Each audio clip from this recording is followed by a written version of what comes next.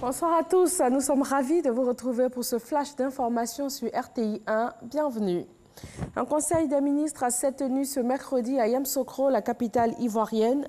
Le président Alassane Ouattara a présidé ce conseil hebdomadaire à la Fondation Félix Houphouët-Boigny pour la recherche de la paix. Au titre des mesures prises à ce jour, un projet de décret portant ratification d'un accord de prêt d'un montant de plus de 3 milliards de nos francs entre l'État de Côte d'Ivoire et le Fonds africain de développement.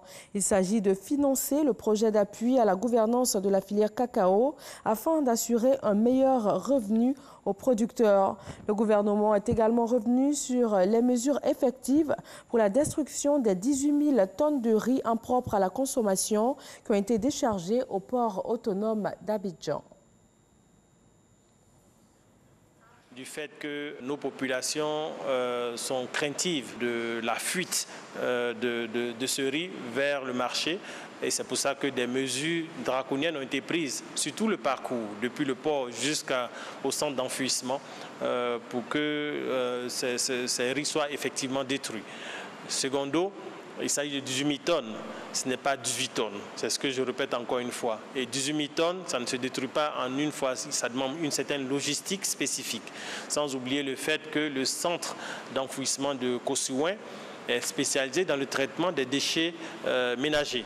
Donc aussi bien ce centre va devoir jouer son rôle d'enfouissement des déchets ménagers, mais supplémentairement jouer maintenant le rôle de destruction de ces 18 000 tonnes.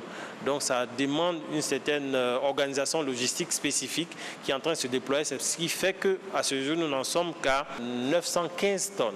Voilà. Mais cela va se faire au fur et à mesure de façon méthodique.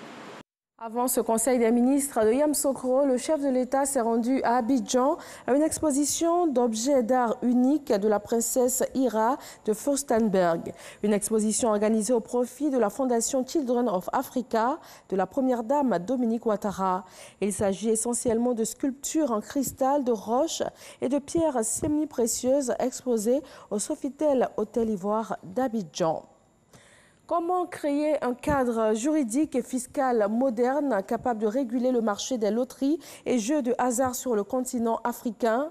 Les dirigeants des loteries nationales africaines sont réunis à Abidjan en vue d'adopter les meilleures pratiques en matière de réglementation et de fiscalité du secteur. L'objectif est de mettre en place un dispositif efficace afin de mieux rentabiliser l'activité. Des experts en santé des 15 pays membres de l'espace CEDEAO sont également réunis à Abidjan. Il s'agit pour eux de mettre en œuvre un programme de lutte contre les maladies vectorielles comme le paludisme. Un programme qui prend en compte les nouvelles innovations technologiques en matière de santé des moyens de lutte traditionnels. Demain, 25 avril, le monde va célébrer la journée mondiale de lutte contre le paludisme. À la veille de cette date symbolique et importante, l'Organisation mondiale de la santé annonce le lancement de tests à grande échelle du vaccin contre le paludisme.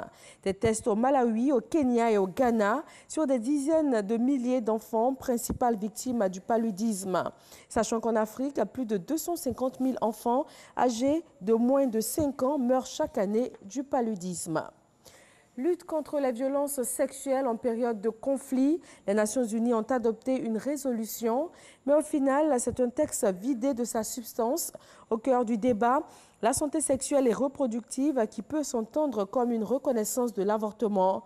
Pourtant, présente dans une résolution de 2013, la santé sexuelle et reproductive, qui sous-entendrait la possibilité d'avorter, a en effet été retirée cette année. 13 voix pour, dont les États-Unis, et 2 abstentions, la Russie et la Chine. Après Goma ce lundi, le président congolais Félix Tshisekedi s'est rendu à Béni, dans le nord du pays. Son périple a pour objectif de restaurer l'autorité de l'État et de redonner confiance dans les institutions. Cependant, 3 mois après son élection, la RDC attend toujours son nouveau gouvernement. Et c'est tout pour ce flash d'information. Merci de l'avoir suivi et nous vous retrouvons avec grand plaisir pour le journal de 20 h sur RTI 1.